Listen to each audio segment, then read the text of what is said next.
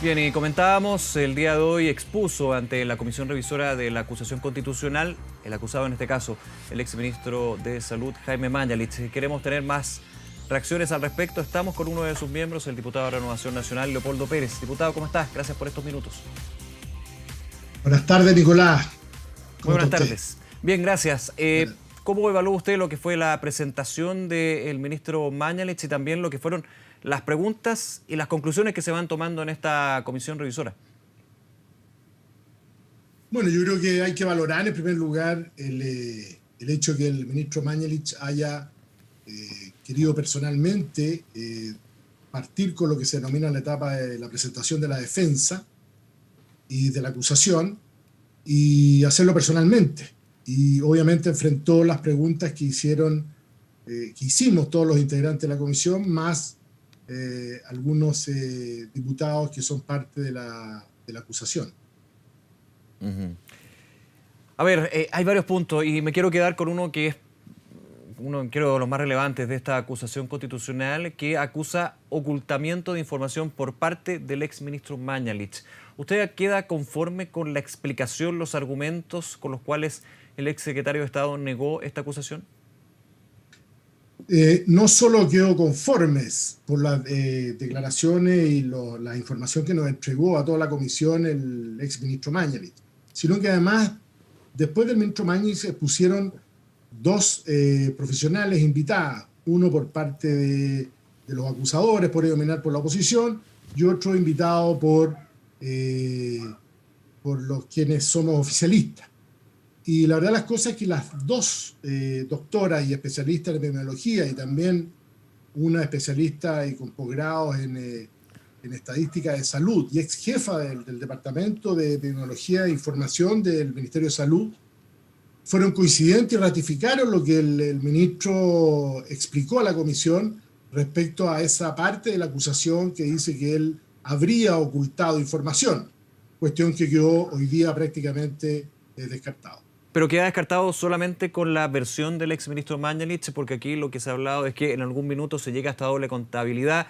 El exsecretario de Estado dice, aquí la brújula no estaba funcionando, estábamos en una situación que nadie hubiera pensado, pero hay una mirada contraria que indica que en algún minuto desde las distintas organizaciones médicas, el colegio médico, epidemiólogos, gente que sabe del tema, se dijo sostenidamente al ministro Mañalich, usted tiene que usar las cifras del DEIS.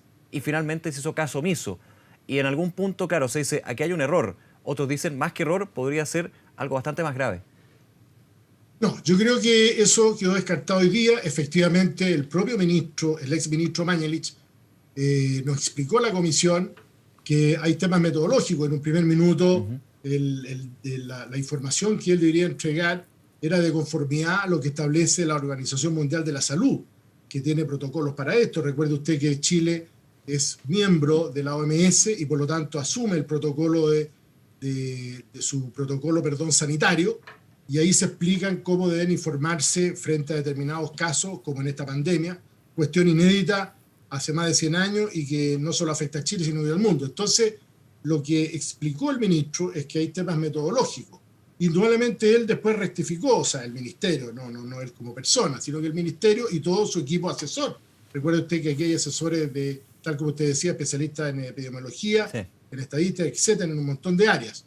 Pero ocultamiento de información, por lo que yo pude ver y todos pudimos ver hoy día en la comisión, por parte de la ex jefa del DEIS, del MinSal, y por parte de una connotada epidemióloga, doctora también especialista en el tema, la verdad las cosas es que dolo desde el punto de vista de querer ocultar información, no, sino que eran informaciones entregadas por fuentes distintas, sí, que eso es muy relevante, Nicolás, tenerlo claro. Claro, son fuentes Una distintas. Una fuente era el registro civil y otra fuente era el DEIS. Claro, y ese es un punto también, diputado, que lo pongo en la mesa en el análisis, las distintas fuentes de información. Finalmente, ahora en lo que estamos se opta por el DEIS. Ha habido todo un proceso desde el Ministerio de Salud, en su minuto Jaime Mañalich, hoy el ministro París dice, esto se ha ido afinando, se ha ido mejorando lo que es la entrega de información y el procesamiento, pero en algún minuto los críticos desde la oposición, no solamente a nivel político, sino a nivel técnico, de alguna manera dejan entrever que puede que no haya habido ocultamiento de información, eso habrá que verlo,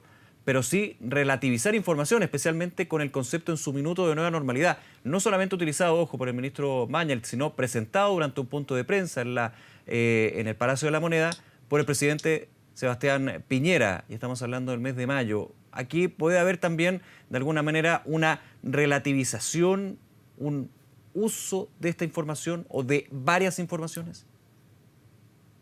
A ver, Nicolás, en mi opinión no.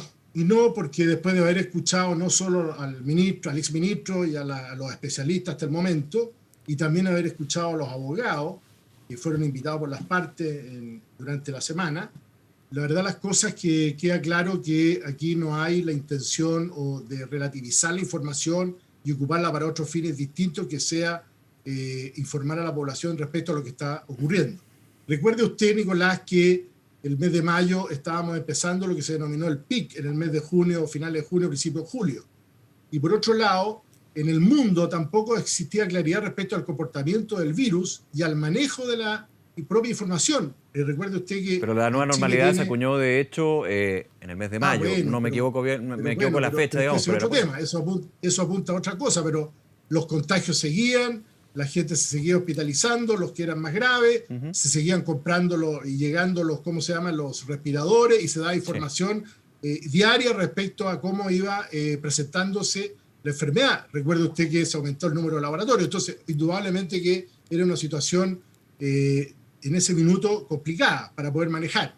Y un tema que yo he planteado en la comisión y le he planteado incluso a los diputados acusadores y a quienes nos han ido a informar a la comisión. La verdad que después de la guerra son todos generales. Entonces yo sería un poquito más cuidadoso por quienes hicieron esta acusación en el sentido de cuestionar todo y por todo. ¿Cuál cree usted, diputado Pérez, que va a ser la posición que tome los partidos de oposición? Valga la redundancia, perdón.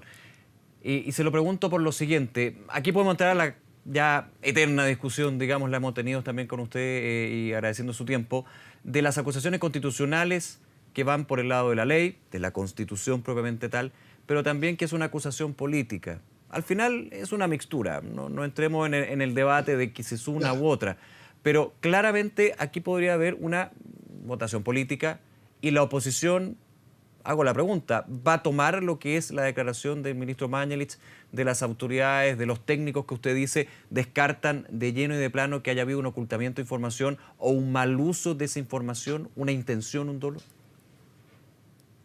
A ver, Nicolás, usted tiene razón en decir que es un elemento político y quiero poco para precisar la respuesta, porque si no quedaría muy descontextualizada. Efectivamente, la acusación constitucional, lo que le corresponde a la Cámara de Diputados, es la acusación política. Sí. Es una herramienta de fiscalización política que tenemos los parlamentarios como última ratio, pero es política.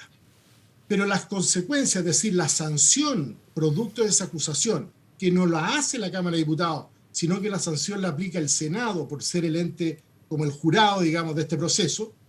La Cámara acusa, el Senado resuelve.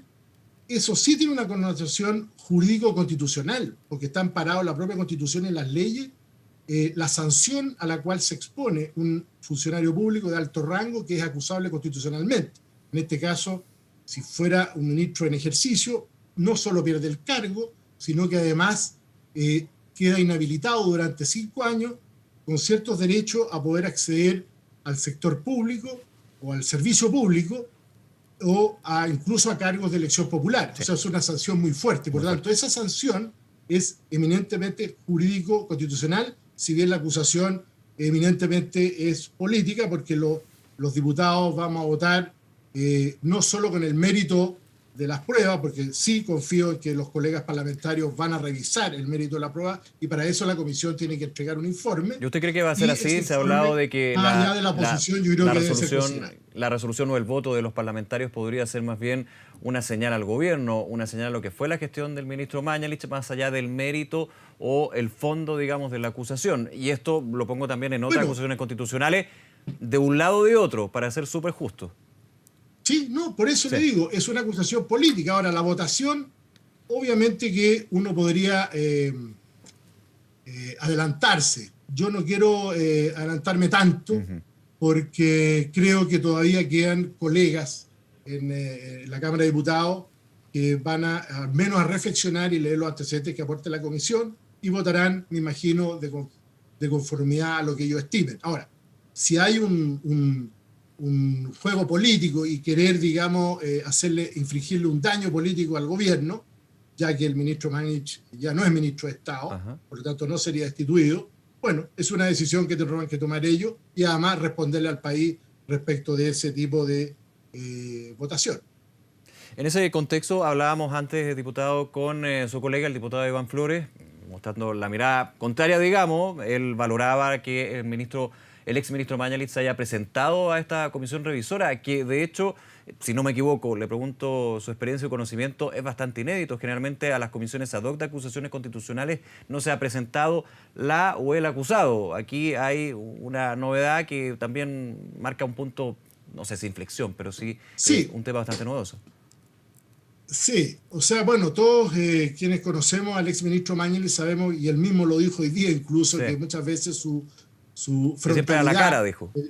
No tiene problema en dar la cara, perdón. A veces le ha traído problemas y por eso pido disculpas, y por eso digo, yo valoro no solo el hecho que haya ido personalmente, sino que además él también pidió disculpas si es que en algún minuto durante su gestión pudo haber agravado a alguna persona. Y reconoció errores.